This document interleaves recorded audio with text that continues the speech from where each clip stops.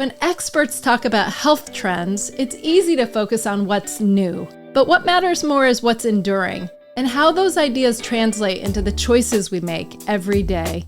Today, we're looking at what the U.S. News Health Trends Survey for 2026 is really telling us. We experience 1,000 waking minutes on average every day. How are you spending yours? I'm Dr. Wendy Bazilian, and you're listening to 1,000 Waking Minutes. I can't wait to connect with you here with practical ways to eat well, move daily, and be healthy, to optimize every waking minute you live for a happier, healthier life. Thank you for sharing some of your waking minutes with me today. Let's get started. I'm saying yes to better days, yes. I'm on my way, yes. It's gonna be okay, yeah.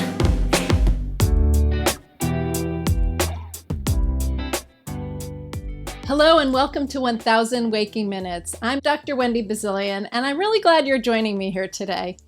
Today we're talking about the new Health and Nutrition Report that just was released by the U.S. News and World Report Health, looking ahead to 2026.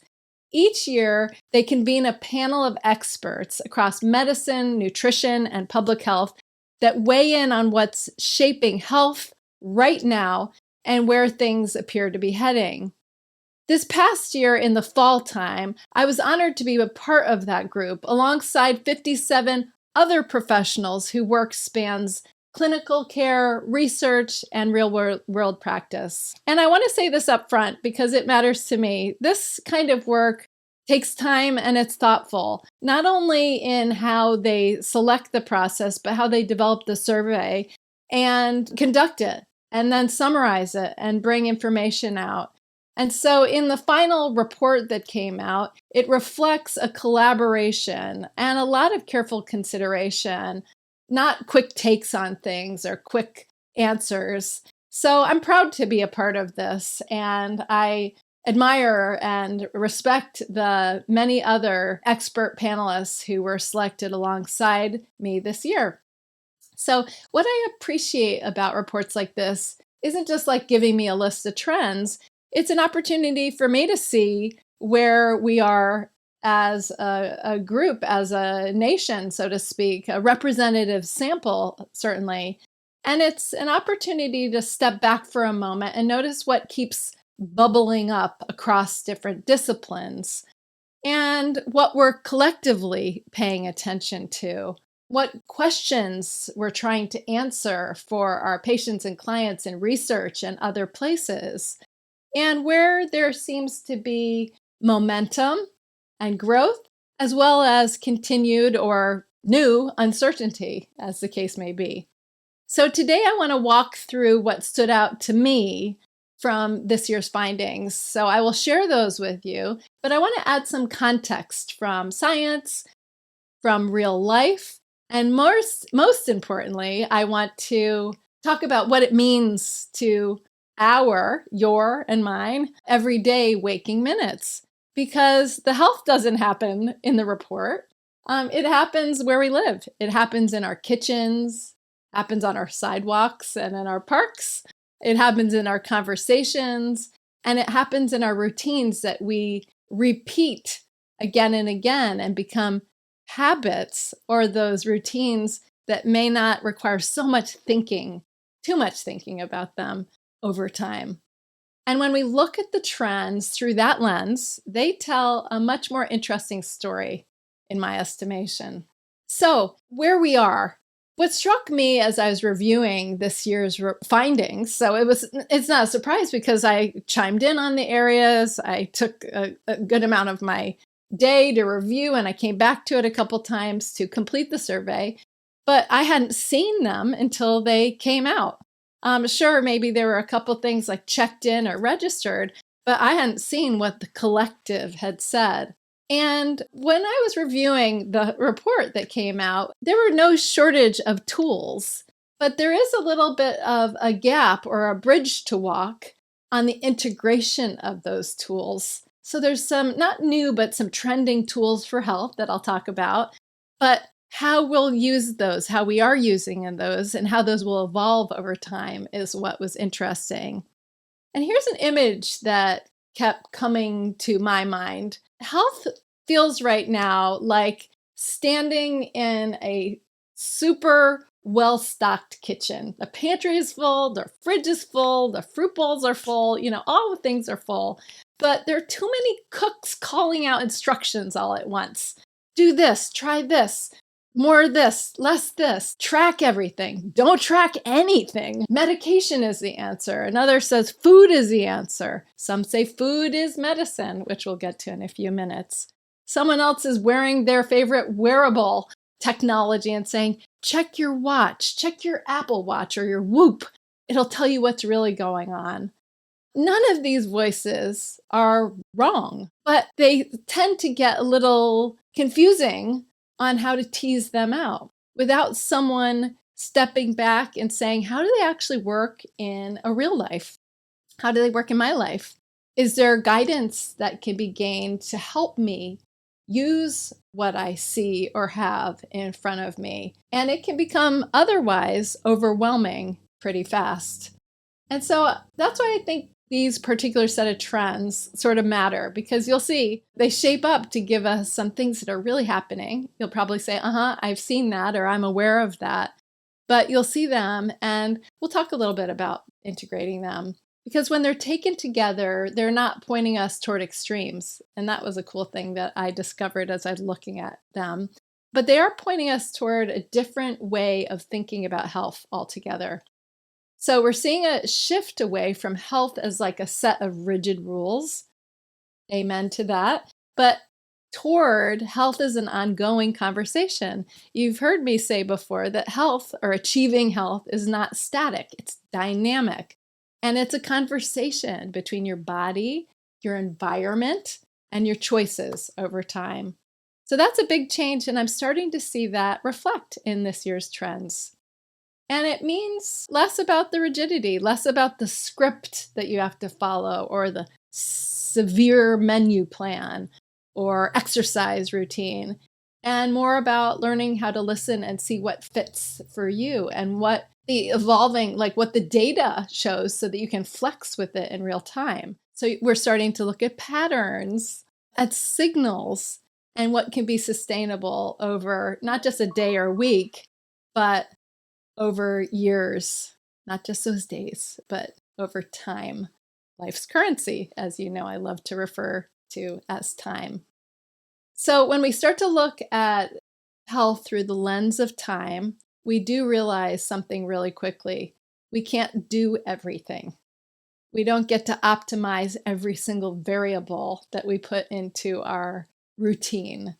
And you don't get unlimited attempts, though we get a lot of nice restarts. But what we do get are moments that we can repeat, like repeatable moments, let's call them. Meals that you can make again. I talk a lot about the pattern. Like the reason you can keep a food diary is not just to track how well you're doing or how many calories you ate, but you get to identify meals, and maybe on great days or great meals or great seasons, you can refer back and you see patterns over time. You get ideas, meals you can make again, walks that you can take or don't take.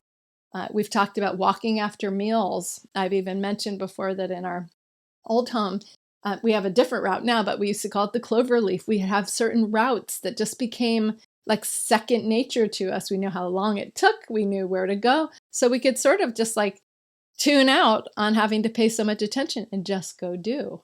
We find that there are ways of sleep that we can create unwinding down patterns or how to improve our sleep with some of these repeatable moments. And there are things that you really have to pay attention to, and you find that there are things that maybe are less important as well.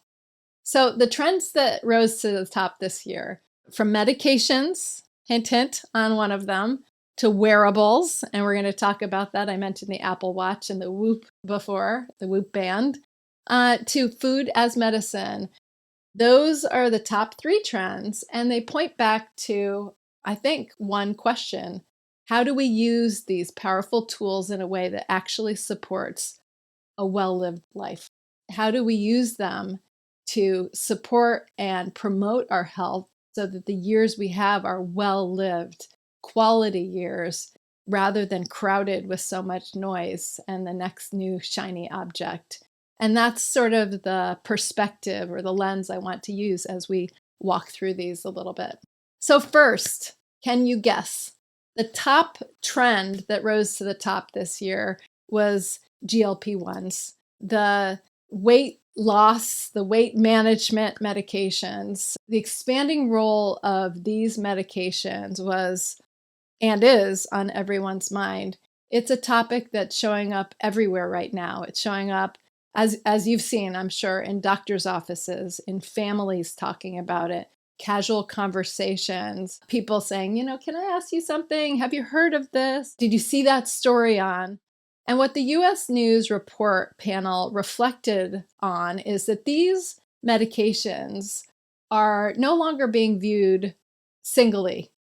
They're part of a broader conversation about chronic disease, not just weight. I mean, they started as diabetes or metabolic health medicines, well tested for many years. But the conversation has expanded about chronic disease, cardiometabolic health, how people are trying to feel better in their bodies. And they're often carrying a number of risk factors. And the GLP-1s seem to be central to many of those conversations. But here's the part that I think we need to talk about and think about a little more carefully and thoughtfully. When our appetite decreases, which is one of the main things that the GLP-1s accomplish, nutrition doesn't become optimal unless you really work at it. It becomes more concentrated because your appetite is smaller. You got to really make those bites count. And I talked about that in a previous episode when we were talking nutrition per bite or value per bite. And your body doesn't suddenly need less support. It actually needs smarter support. One of the practical concerns that comes up again and again with individuals on the GLP-1s, not just in clinical practice, but real people out there trying to live well, is what changes in the body when someone's on GLP-1 medications, aside from maybe reduced weight, which is a hoped for side effect or benefit or result. The data that we now have from clinical research shows that people who are on GLP-1s, they lose lean mass. They lose, in other words, muscle and non-fat tissue while they're also losing weight. And it can make up a significant portion of the weight loss. Depending on a study, and there have been several to date, roughly 1/4 to as much as 40% of the pounds lost when individuals who are carrying extra weight are on these GLP-1s, between 25 and 40% of the pounds lost can be lean tissue. That's muscle mass.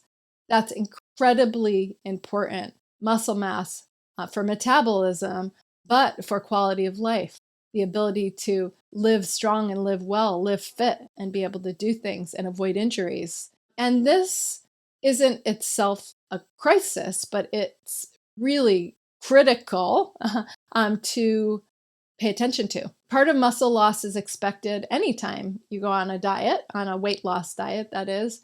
But there's a real reason to think of it a little bit differently with these medications, because muscle is not just about tone and being lean and fit and cosmetic, the cosmetic appeal of, good, strong muscles. But muscles help regulate blood sugar. They help support our strength. They help support our balance and help keep us from falls, calling on our body to keep us upright. They play a role in metabolic health, and they're increasingly important with every passing decade. Sarcopenia, which is a medical term about muscle loss or muscle wasting, is a medically diagnosed term in the last decade. This is about a decade now. It's a real concern, especially as we age. So this number, the muscle loss that can happen, really matters because it's not, again, just how strong you are or how you look. It's really, really important. And this is where it's important to really consider about what it means to have these GLP-1s so high on the registry, on the mind, and in the clinical practice right now, because suppressing the appetite does not turn our biology off. And this is where the idea of nutrient density, something that I've talked about before and I'll probably talk about again soon. Nutrient density is outside of the survey, but it becomes especially relevant for me to bring up.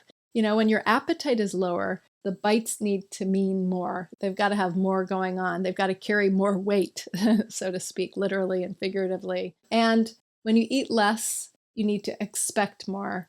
So making sure things like protein, fiber, your micronutrients. We hear so much about macros these days. That's carbs, protein, fat. The micronutrients, your vitamins, minerals, the phytonutrients, and nourishing foods need to show up consistently.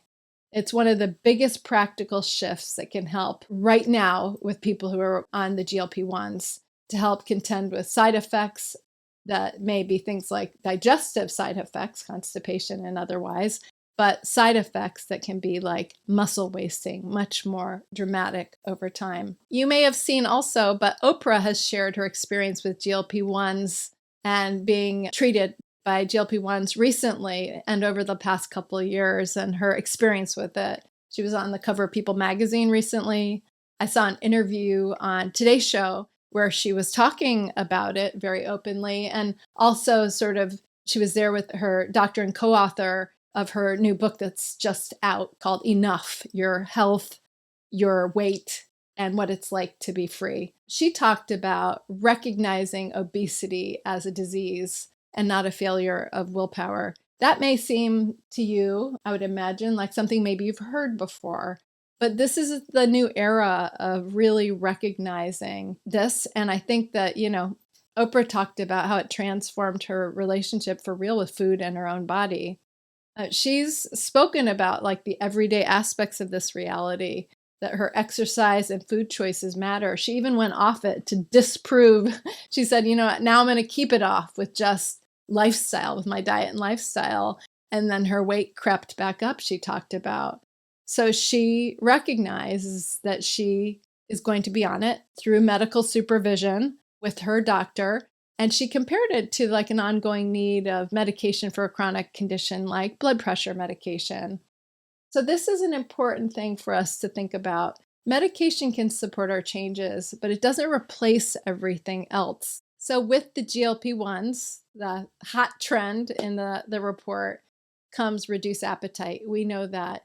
And when we change eating patterns, we need to recognize now and for the time ahead. This is not just a day, a week, but hopefully across many well-lived decades to come, that it might be a back to basics, that those still matter. Really, that we need strength preserving protein, smart fiber to keep our digestion regular. We need strategies and movement to help keep our cardiometabolic health and our muscles strong. And the nuance is important. Of course, Oprah doesn't reflect all of us. Oprah is not everyone, but her story and the fact that it's out there, when she talks about it openly, it's on the radar and it's happening to so many. And it really does reflect what is happening right now, and that we need to handle it thoughtfully for real people living real lives. If it's you, if it's someone it's critical that they're under the monitoring and guidance of their health professional, their doctor, their prescribing doctor for that. And second, maybe secondary, but also very important in my estimation, is suggesting maybe they see a registered dietitian, someone who can really assess their nutrient needs, help them with any symptoms that they may be experiencing while on the medications that may be related to constipation or nausea or any of the things related that could be assisted by nutrition, but also really to sort of check in and maybe tweak their diet to get the most bang for the buck, the most bang for the bite, the most nutrient density to accomplish not only the weight loss, but maintain muscle mass and keep your energy high, manage your digestion, all the things that are critically important that become even more so on the GLP-1s. What this looks like in a real life could be like prioritizing some protein and fiber at breakfast, for example, something like yogurt, fruit, and nuts, or eggs and beans with spinach, something so each bite, even if it's smaller, does more or, gets the work done for you. thinking about simple ways to keep strength up and keep the muscles preserved may not be just hitting the gym 2 days a week for strength training, but it might be building in some resistance moves during the day, doing lunges to and from different places like your office bathroom or your house, working in intentional squats, making sure that you're using your muscles meaningfully and thoughtfully, and also managing, other things in your chronic disease risk profile and your health overall, how you manage your energy, your sleep, your digestion overall. And that's why nutrient density is going to be something I'll be talking about more of. The quality of what you put into and do with your body makes and remains super essential. So that's really what this trend is pointing toward to me. And I think it's interesting and surprising, maybe just a little bit, but not surprising in that you've been reading it all over the place. You've certainly been hearing about it, and it's probably been dinner conversation a time or two in your household or around a restaurant dinner table. Number 2, the other second highest trend in the report were wearables, wearable technology. And this is really about information. I think information that can be power, strength in knowing things, but we've got to contextualize this as well. So what they're good for, there's so much wearable technology now. It's really, really cool. But I really think about how are we using them? What is it telling us? In fact, so much so that I talked to someone recently who was sort of not baffled by it. It was wearing them, enjoying them, but almost felt like they were competing with them, or disagreeing at times. What do you do when you disagree with what it tells you just did, or how good or poorly you slept, or how your recovery is? And you're like, no, that's not what my body's feeling. What do you do with that information? I think that's the whole context. So the second major trend that the experts highlighted across the board and continued to rise is this idea of wearable technology. Watches, rings, straps, some of the CGI, the continuous glucose monitors, CGM, continuous glucose monitors. And some of them are becoming more and more integrated with AI and giving personalized feedback along the way. I still think human feedback matters. I say this contextually. There's a lot of things that you can sort of have fun with and monitor. I don't think that you necessarily have to go to the doctor every minute with your Oura ring and download the findings. But I think that there is something powerful in sort of showing some, objective data when you go visit a health professional. Maybe you even have one of these, like an Apple Watch, a Whoop band, which is another type of fitness monitor, sort of like the Apple Watch. The Oura ring, the different monitoring rings that you can wear. Maybe you've even experimented with the glucose monitor for a few weeks out of curiosity, or you wear one now. People ask me about these all the time, and I've experimented with some of them, and I don't have any of them on right now. But the question is sort of, which one should I get? Or what should I be paying attention to? Is this telling me something useful? How do I use this? How should I think about this? What does this mean? I think my answer to that, generally speaking, is that wearables are very good at showing patterns over time. I think they are much less useful when they're trying to explain a single moment in time. I often think of driving to an unfamiliar city with GPS. It gives you every possible route at once. And that information isn't wrong. It's just too much information altogether without context. Unless I know which route I like to take for my favorite destinations. If you don't know, you might be inclined to take the fastest route versus the most scenic route when you would have enjoyed the scenic route better. And maybe there's a cafe on the way. So anyway, these devices, they collect valuable signals. They see your heart rate trends, activity trends, sleep patterns, monitor glucose fluctuations, even certain stress markers. But those numbers are sort of just numbers, right? Unless they're put into a pattern, into you. Someone else's pattern may be very different than yours. And if you took their pattern, it wouldn't really make sense. Sleep is a good example of this. A lot of people track sleep and they see dips night to night. Sometimes it provides very valuable information, but What they don't realize is that small changes aren't a crisis either. And sometimes we tend to make them. All of a sudden, we open our eyes or we're made aware of something, and all of a sudden, we're nervous about it. Small dips and changes is like life's variability. Life happens. I mean, think about work stress. Think about kids waking up in the middle of the night, or a noisy street, or a siren that wakes you up. Maybe you had a late dinner and it kept you up. All relevant to this story, but it informs it rather than the sleep being the definitive answer on what's going on.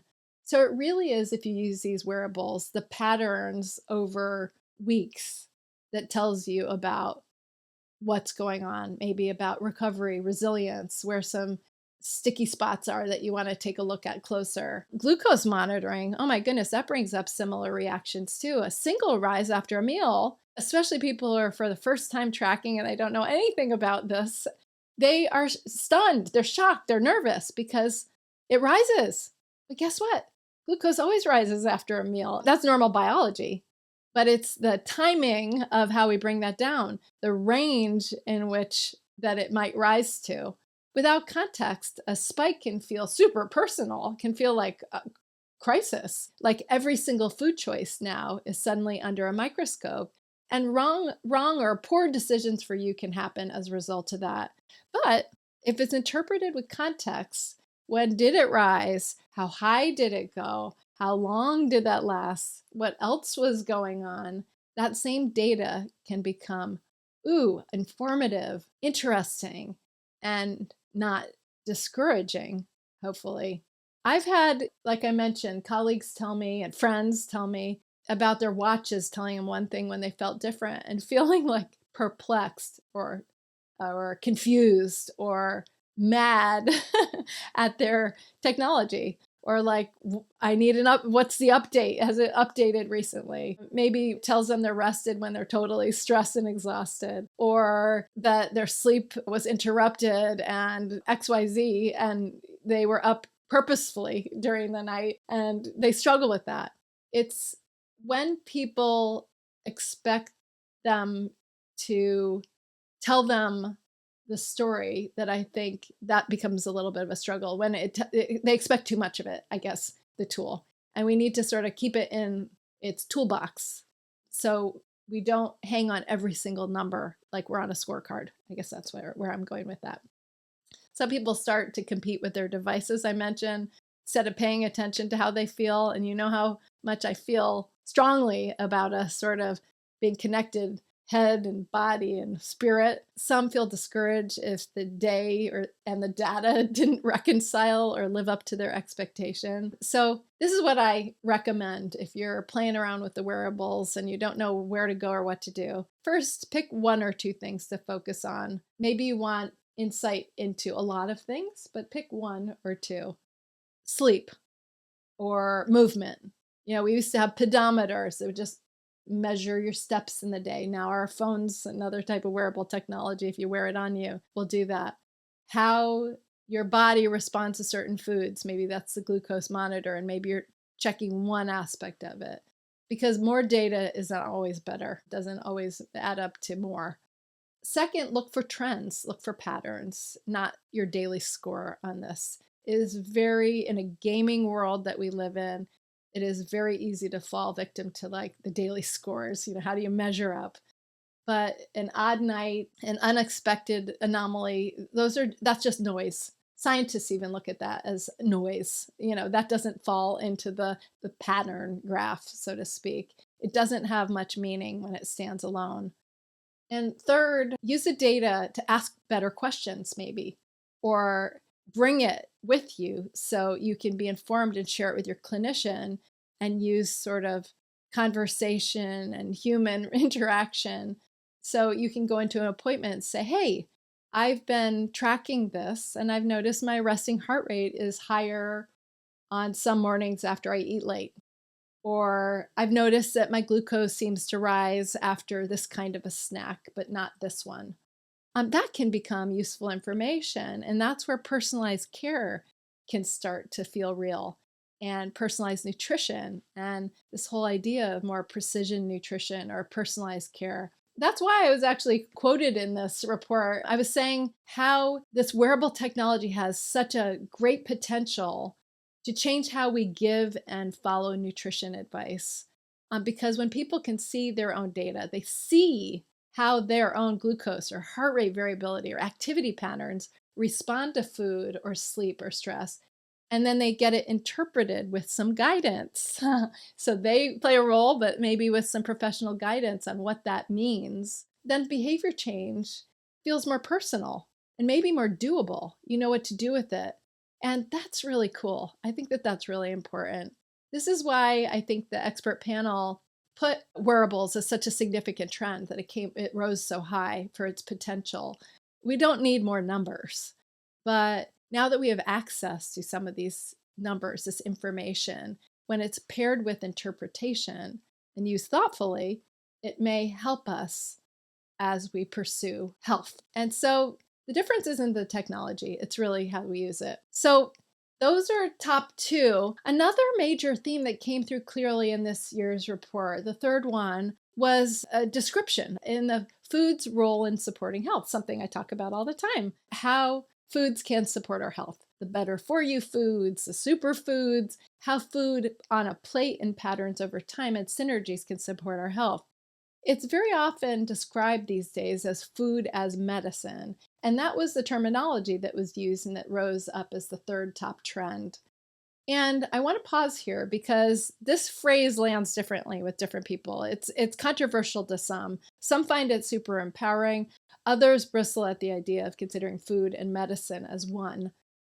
Food isn't a prescription. Food is so much more, it's so big and broad and wonderful, and it does not replace medical care. But nutrition, we can't dismiss at all. I think we'd all agree it absolutely plays a role in how our bodies function, how our bodies recover and repair, how our bodies adapt over time. And so the experts reflected this year, and they really saw a renewed focus on real food patterns, not extremes, and this idea of food as medicine. The thing that stood out, and this came out in the many past US News Best Diets reports, is that the Mediterranean diet approach continues to stand out. Like, it stood out not because it's trendy, but because it's adaptable. And it's something else I was quoted on in this report. It keeps proving it has more science than probably any other diet. And it keeps proving year after year it's flexible, it's plant forward, it works in the real world. It emphasizes vegetables and fruits and beans and whole grains and nuts and seeds, the healthy fats, and it works in real kitchens and real lives. And what stood out even more, the sort of number one food seeking or nutrient seeking trend that was noted was fiber, the consistent emphasis on fiber, especially from legumes like beans, the vegetables, fruits, and whole grains, and as one of the most important nutrition strategies to reduce chronic disease risk. That was very, very clear in this report, and that they talked about it. And it really fits what we see day to day as well. I found across all these trends, the medication, the technology, and this personalized care, food as medicine, so to speak, that fiber keeps quietly showing up in the background. It's not like the headline or the main event, but it is one of the most reliable evidence-based supports that we have for metabolic health, for heart health, for gut health, and only 6% of us are meeting the daily recommendation. So when people eat more whole, minimally processed foods, that's the food as medicine approach, not just getting carbohydrates, proteins, or fats, but the micros and the phytos. The micros are the vitamins and minerals essential to our diet. The phytos are the phytochemicals, antioxidants, polyphenols, this big, huge, many thousands of complicated names to mean like sort of the phytonutrients, I call them, in our body to protect us. And they all work together. They support all of the things that we need: digestion, metabolic health, heart health, the whole gamut. So it's not about eating perfectly, but intentionally thinking of, adding the fiber sources, adding the beans or lentils a few times a week. I said recently in a TV segment on Live with Kelly and Mark, adding about a half cup on most days, a half to 1 cup of beans a day. Building our plates plant forward or focus on plants. choosing foods that do more than one job, maybe. Maybe it's got the omega-3s and the fiber, like chia seeds, for example, and supporting our appetite in a variety of ways. So we've seen this. When appetite changes, our food quality matters more. The data becomes available. Our food choices become more personalized. And when our health becomes more individualized, nutrition becomes less about the rules, but more about what it does for us. That's sort of the medicine side of things. What we didn't see this year in the report, though, as we looked at the GLP-1s, the wearable, and the food as medicine, is surprisingly, or what caught my attention, but is still an important part of the story, was plant-forward eating didn't rise to the top. Plant-based foods, plant-based eating, it's still important, but it did not rise to the top. Sustainability wasn't way up there at the top. And alternative proteins, plant-based proteins or the cellular proteins, different kinds of proteins didn't rise to the top. You may have been surprised. I raised my eyebrows a little bit, but I wasn't quite surprised. It reflects, I think, how familiar, and this is a positive, these ideas have become to us. Sort of like we presume those are important. And so maybe they're getting woven into the fabric of our health picture. I hope so. Many people already are leaning more toward plants, or at least they're more familiar with the language of it and the science supporting it also than they did or maybe were 5 or 10 years ago.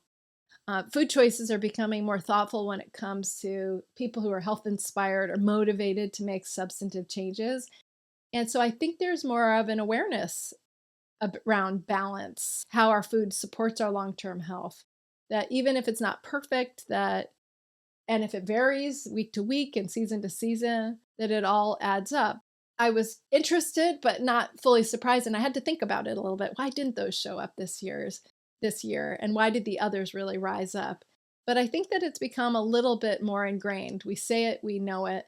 And when you look across the entire report, you see a lot of things that are approaches that support our health, not as demanding or absolute, not as rigid, is more toward individualized nutrition approaches and tools that can help us get there. I think that's key. So this shift may not feel so dramatic, but I think it's meaningful. And as I was reading through the trends, what stayed with me wasn't any particular tool, but the shift in how we're thinking about health, how the conversation itself might be changing a bit. Maybe we're moving slowly away from health being something that we learn because someone's, here's the latest, greatest diet to follow written in a book and we should all be on it and do it right. It has to be this way. But that health is something that we build over time for ourselves, that we get knowledge through information, not just from our doctors, but through different tools that we can have on hand with us, accessible, so we have some agency in that, and that the patterns over time can really impact our real life.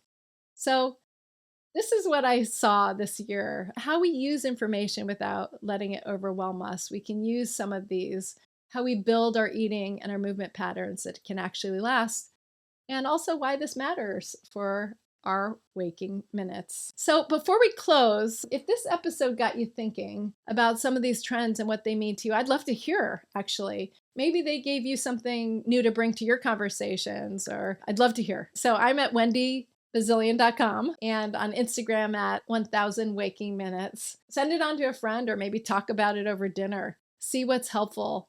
Maybe if you or someone's on the GLP-1s, talk about nutrition per bite or seeking a referral to a dietitian or thinking about next steps for you or that individual. What happens when you go off it, or will you be on it for a period of time? What about that? The wearable technology, fascinating stuff that I'm sure we'll talk more about in episodes to come. And thank you for sharing your time with me today, sharing what you're curious about, and maybe how this fits in your everyday life. The takeaway, I think, today is that the future of health isn't about piling more on, the next biohack that we can add, but it's about assessing and choosing what fits you and your body, your life now. So that may shift over time, and letting it add up over time.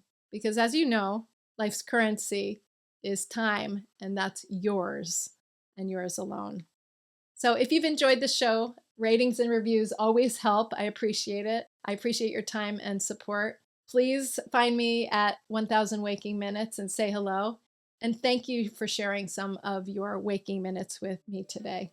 I'm Wendy Bazilian, your host and partner here on 1000 Waking Minutes. And until next time, be well. Thank you for tuning in to 1000 Waking Minutes. A huge thank you to our amazing collaborators, including our production and marketing teams, and Gabriela Escalante in particular.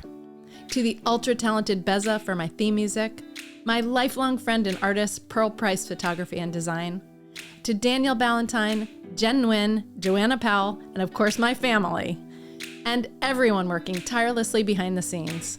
And to you, our valued listeners, I so appreciate your support. If you enjoyed today's episode, please consider leaving a comment, writing a review, and giving 1000 Waking Minutes, that's us, a 5-star rating. And please hit subscribe on Apple Podcasts, Spotify, or wherever you enjoy your podcasts. Please follow and stay connected at wendybazilian.com.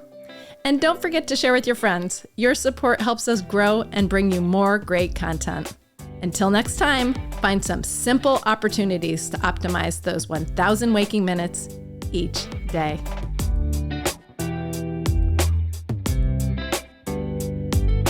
I'm saying yes